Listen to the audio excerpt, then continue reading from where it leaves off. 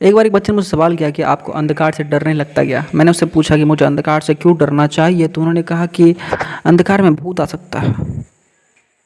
मैंने उससे कहा कि नहीं, ना मुझे भूत से डर लगता है और ना ही मुझे अंधकार से डर लगता है। पर मैं जानता हूँ कि उस बच्चे ने मुझसे ऐसा सवाल क्यों पूछा, क्योंकि एक समय मैं भी बच्चा था, हर कोई बच्चा होता है।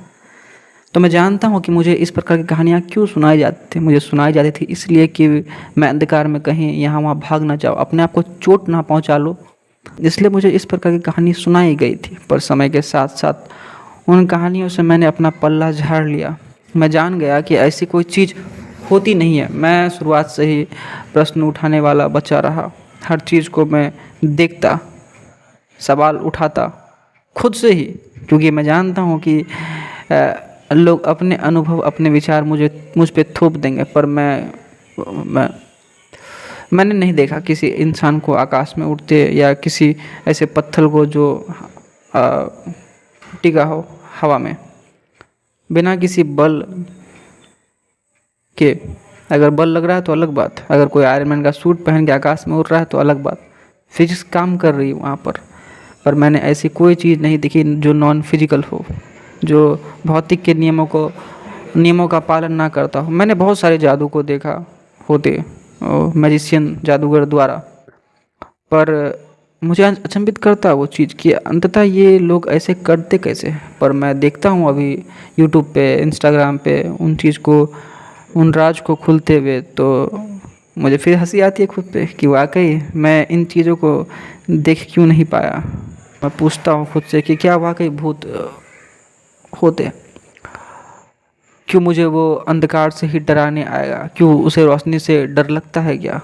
हाँ। और जब भी लोग कल्पना करते हैं भूतों की, तो क्यों वो इंसान ही होते हैं? क्या इस पृथ्वी पर रहने वाले जीवों में सिर्फ इंसान की ही मृत्यु होती है? इंसान के अलावा इस पृथ्वी पे कोई और नहीं मरता? क्या कोई चूटी, मच्छर या लोमड़ी, ऊदबिलाव, जिराफ, हाथी, शेर, बाघ, खरगोश और भी बहुत सारे जानवर, क्या उनकी मृत्यु नहीं होती सिवाय इंसान के? फिर मुझे याद आता है कि हम क्यों ही डरे एक चूटी से? चूटी का भूत क्या ही उखाड़ लेगा? एक मच्छर का भूत क्या ही उखाड़ लेगा? एक सिंह का भूत क्या ही उखाड़ लेगा इंसान का? एक बंदूक में उठा के फेंक देंगे। क्या रखा है? एक जिराफ का भूत क्या ही डराएगा? करोड़ों प्रजातियां आई, डायनासोर, ट्राइलोबाइट, स्टिंगरे मछली, बहुत सारी और जीव आए जो मर गए। अरबों अरबों आत्माएं भटक रही होती अब भी, अगर उन जीवों का गिनती किया जाएगा। पर नहीं, इंसान के अलावा किसी और भूत की कल्पना करना मूर्खता कहलाएगा। आप लोगों से ये नहीं कह सकते कि एक चींटी का भूत मुझे डराने आया। अरे मारो ना, मारो, सबको मारो।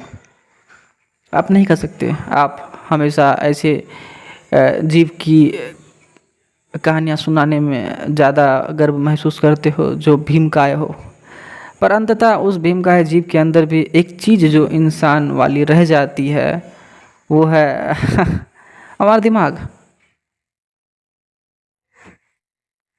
इंसानी दिमाग से बड़ा कॉम्प्लिकेटेड चीज़ इस पूरे पृथ्वी पे और कोई नहीं। 1,40,40,00,000 प्रजातियाँ निवास करती है इस पृथ्वी पे। हम उसे पशु कहते हैं और हम खुद को इंसान कहते हैं। समय के साथ वो हमसे बिछुड़ गए, कहना गलत होगा, हम उनसे इवॉल्व कर गए। समय के साथ साथ हमने हड्डियों का इस्तेमाल करना शुरू किया। हमने लकड़ियों में पत्थर घोंप के जीवों का शिकार करना शुरू किया। हमने आँख पे काबू पाया, हमने पहिया बनाया, हमने खेती करना सीखा, हमने प्रिंट करना सीखा, हमने भाषा बनाए, हमने लिखना शुरू किया, हमने प्रिंट किया और मोबाइल यहाँ तक पहुँच गए। हमसे ज़्यादा विभत्स, हमसे ज़्यादा हिंसक, हमसे ज़्यादा महान हमने हिरोशिमा पे बम गिरा 2 लाख लोगों को कुछ सेकंड में ही धूल चटा दिया। हम इंसान से ज़्यादा विभत्स और इस पृथ्वी पे कोई नहीं। पर जब आप कल्पना करते हैं किसी ऐसी चीज़ की, तो आप जो उनमें सबसे महान चीज़ डालते हैं वो इंसानी दिमाग होता है।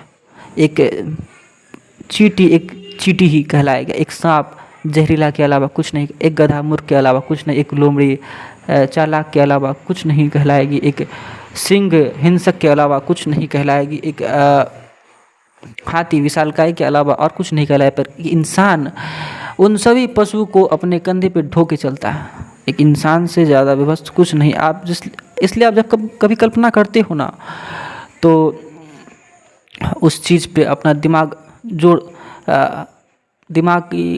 का प्रत्यारोपण करते हो उस पशु पे, तब वो ज़्यादा हिंसक लगता है। एक चींटी आपको भूल जाएगा समय के साथ, एक सिंह भूल जाएगा घंटा 2 घंटा के बाद, एक हाथी शायद भूल जाएगी 2-3 दिन बाद, पर जो पशु नहीं भूलने वाला आपको कभी अपने मृत्यु के अंत तक, वो इंसान है।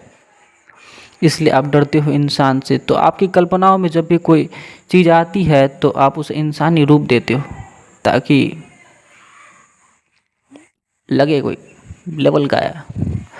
नहीं तो आप क्यों ही डरोगे किसी ऐसे पशु से जो इंसान ना हो, इंसान जैसी बुद्धि ना। आप डरोगे उनसे जो आपका पीछा आपके अंतिम समय तक करे, और वो इंसान के अलावा कुछ नहीं होगा। इसलिए जब आप सोचते हो इस बारे में तो वो इंसान ही होता है, कोई और पशु नहीं। जबकि मरते तो हर कोई है इस जगत पे, पर एक इंसान से विभत्स कुछ नहीं इस दुनिया में। अगर भूत होते तो आपको स्कूली शिक्षा दी जाती कि इनसे कैसे बचा जाए। कभी आपने पढ़ा क्या किसी बुक पे, मतलब स्कूली बुक पे पढ़ा गया? नहीं पढ़ा। आपकी कल्पनाओं में जो भूत है, आप 300 किलोमीटर या एक देश या एक भूखंड पार करके जाओ, उन भूतों की कल्पनाओं में बहुत बदलाव आएगा। उन्हें भगाने का अलग नियम आएगा। जब आप उनके भूतों को देखोगे आप हंसोगे, जो वो व्यक्ति आपके भूत को देखेंगे वो हंसेंगे, आप दोनों ही कहलाओगे दोनों के पास अच्छा माल है।